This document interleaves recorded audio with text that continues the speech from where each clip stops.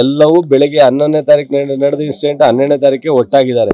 But ಏನು ಜನತಾದಳದವ್ರಿಗೆ BJP-ಯವರಿಗೆ ಭಾಳ ಪಾಪ ನೋವಾಗ್ತದೆ. ಕೆಲವರು ನಿದ್ದೆನೇ ಮಾಡ್ತಾ ಇಲ್ಲ. ಇದೇನು ಕೆರಗೋಡು ಮುಗ್ದೋಯ್ತು, ನಾಗಮಂಗಲನೂ ಏನೂ ಸದ್ದಿಲ್ಲ, ಹೆಂಗೆ ಇದು ಅಂತ ಹೇಳಿ ಪಾಪ ಏನೇ ಭಾಳ ಒದ್ದಾಡ್ತಾರೆ. ಅಯ್ಯೋ ನಿಮ್ಮ ಲೀಡರ್ಗಳೆಲ್ಲ ಇವು ಪಾಪ ಅವ್ರು ನೋಡಿದ್ರೆ ನನಗೂ ಹೊಟ್ಟೆ ಉರಿತದೆ. ಏನು ಅವ್ರಿಗೆ ಮಂಡ್ಯದಲ್ಲಿ ನೆಮ್ಮದಿಲಿ ಇರೋದು ಬೇಕೇ ಇಲ್ಲ.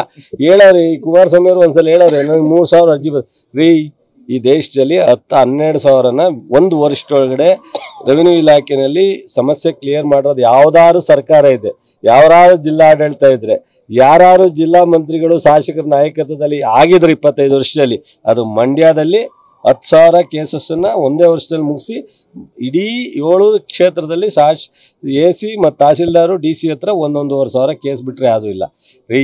ರಾಮನಗರದಲ್ಲಿ ಶಾಸಕರಾಗಿ ಇದ್ದಾಗ ಏನಾಗಿದೆ ಅಂತ ನೋಡಿದ್ದೀವಿ, ಚನ್ನಪಟ್ಟಣ ಏನು ನೋಡಿದ್ವಿ. ಹೋಗುವ ಸ್ವಲ್ಪ ನೀವೆಲ್ಲ ಸ್ಟೋರಿ ಮಾಡ್ಕೊಂಬನ್ನಿ. ಕುಮಾರಸ್ವಾಮಿಯವರೇ ದಯಮಾಡಿ ಇದೆಲ್ಲ ಬಿಟ್ಟು ಸ್ಟೀಲು ಎಂಥದ್ದು ಮೇಜರ್ ಇಂಡಸ್ಟ್ರೀಸ್ ಮಾಡಿ ನಾವು ನಮ್ಗೆ ಏನು ಬೇಜಾರಿಲ್ಲ. ನಿಮ್ಮ ಕೈಲಾದದ್ದು ಮಂಡ್ಯಕ್ಕೂ ಸಹಾಯ ಮಾಡಿ. ಬೇಡ ಈ ಕುಮಾರಸ್ವಾಮಿಯವರೇ ಇವೆಲ್ಲ ಹೇಳಿಕೆ ಇಟ್ಟಂಡ್ರಣ್ಣು ಇವೆಲ್ಲ ಬೇಡ.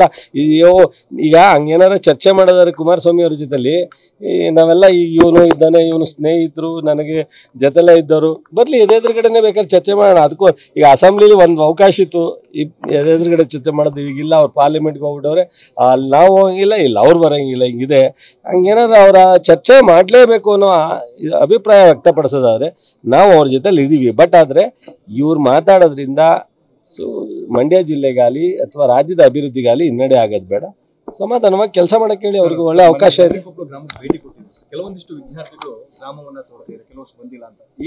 ನೋಡ್ರಿ, ಇವ್ರಿಗೆ ಜನತಾದಳದವರು ಅವರನ್ನ ಬರಬೇಡಿ ಅನ್ನೋದು, ಪೊಲೀಸ್ನವ್ರಿಗೆ ಇಂಡೈರೆಕ್ಟಾಗಿ ಫೋನ್ ಮಾಡಿ ಅರೆಸ್ಟ್ ಮಾಡಿ ಅನ್ನೋದು, ಈ ಥರದ್ದೆಲ್ಲ ಹೇಳ್ಕೊಂಡು ಕನ್ಫ್ಯೂಸ್ ಮಾಡ್ಕೊಂಡವ್ರೆ. ನಾವು ಇವತ್ತೇ ಹೇಳಿದ್ದೀವಿ ಯಾರನ್ನೂ ಅರೆಸ್ಟ್ ಮಾಡಲ್ಲ ಅಂತ. ಬದ್ರಿಕೊಪ್ಪಳಿಗೆ ಹೋದಾಗಲೂ ಹೇಳಿದ್ದೀವಿ. ಸೊ ಬೇಲು ಆಗುತ್ತೆ, ಅರೆಸ್ಟು ಮಾಡಲ್ಲ. ಸರ್ಕಾರ ಬೇಲ್ ಆಗದಂಗೆ ನೋಡ್ಕೊಳ್ಳೇಬೇಕು ಅಂದರೆ ನಿಮಗೂ ಗೊತ್ತಿದೆ, ಕಾನೂನಲ್ಲಿ ಜುಡಿಷಿಯಲಿ ಪ್ರೆಸೆಂಟೇಷನ್ ಸರಿಯಾದ ರೀತಿ ಗೌರ್ಮೆಂಟ್ ಅಡ್ವೊಕೇಟು ಸ್ಟ್ರಾಂಗಾಗಿ ಕೊಟ್ಟು ಈ ಇನ್ಸಿಡೆಂಟು ಕಾರಣಾಂತರದಿಂದ ಆಗಿದೆ, ಯಾರು ಕಾರಣಕರ್ತರೋ ಅವ್ರ ಮೇಲೆ ನಾವು ಕ್ರಮ ತಗೋಬೇಕಾಗತ್ತೆ. ಬಟ್ ಆದರೆ ಎಲ್ಲರೂ ಕಾರಣರಲ್ಲ ಅನ್ನೋದನ್ನು ಅರ್ಥ ಮಾಡ್ಕೊಂಡು ಬೇಲ್ ಆಗಲಿಕ್ಕೆ ಯಾವುದೇ ಥರದ ಸರ್ಕಾರದಿಂದ ಅಡಚಣೆ ಕೊಡದಲೇ 1 ವಾರಕ್ಕಿಂತ ಇನ್ಸಿಡೆಂಟಲ್ಲಿ ಬೇಲ್ ಆಗೋದು ಸತ್ಯನೇನ್ರಿ? ಸಾಧ್ಯನಾ? ಆಗಿದೆ. ಸೊ ಇಲ್ಲಿ ಜನತಾದಳದವರಿಗೆ BJP ಕೆಲವು ಮುಖಂಡರುಗಳಿಗೆ ನಿದ್ದೆ ಬರ್ತಾ ಇಲ್ಲ ಈ ಕೇಸ್ನಲ್ಲಿ. ನಾನು ಹೋಗಿ ಬದ್ರಿಕೊಪ್ಪಳವ್ರಿಗೆ ಹೇಳಿದ್ರು ಅವರು ಎದುರ್ಕೊಂಡು ಅವ್ರು ಹೇಳ್ತಾರೆ ಇವ್ರು ಹೇಳ್ತಾರೆ ಅಂತ ಎದುರ್ಕೊಂಡ್ರೆ ನಾನು ಏನು ಮಾಡಲಿ? ಈಗ ಬೇಲಾಗಿದೆ, ಅವರು ವಾಪಸ್ ಬರ್ತಾರೆ ನಾಳೆ, ಇವರು ವಾಪಸ್ ಬನ್ನಿ ಅಂತ ಹೇಳಾಗಿದೆ.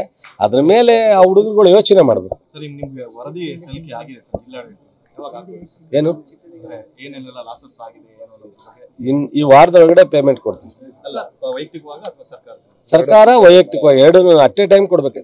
ಯಾಕೆ ನಾನು ವೈಯಕ್ತಿಕವಾಗಿ ಇಲ್ಲಿವರೆಗೂ ಕೊಟ್ಟಿಲ್ಲ ಅಂದ್ರೆ, ಸರ್ಕಾರ ಕೊಟ್ಟಾಗ ಸ್ವಲ್ಪ ಹೆಚ್ಚು ಕಡಿಮೆ ಆಗಿದ್ರೆ ಅದನ್ನ ಮ್ಯಾನೇಜ್ ಮಾಡಿ ಕೊಡೋಣ ಅಂತ ಅಷ್ಟೇ.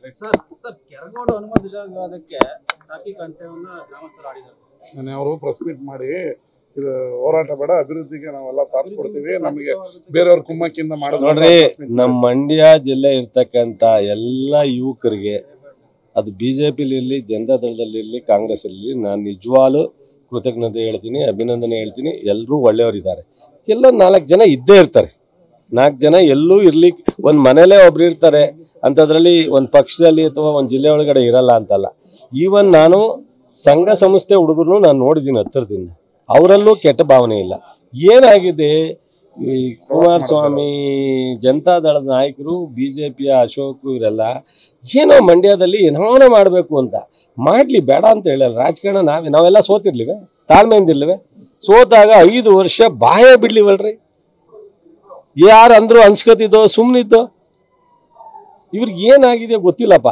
ಇಷ್ಟು ವರ್ಷ ರಾಜಕಾರಣ ಮಾಡೋರು ಸುಮ್ಮನೆ ಇರಕ್ಕೆ ಹೇಳಿ. 5 ವರ್ಷ ಚುನಾವಣೆ ಬಂದಾಗ ಅದು ಏನೇನು ಬಿಚ್ಚಿಡ್ತಾರೆ, ನಮ್ಮ ಏನೇನು ತಪ್ಪಿದಾವೆ ಹೇಳಿ. Thank you.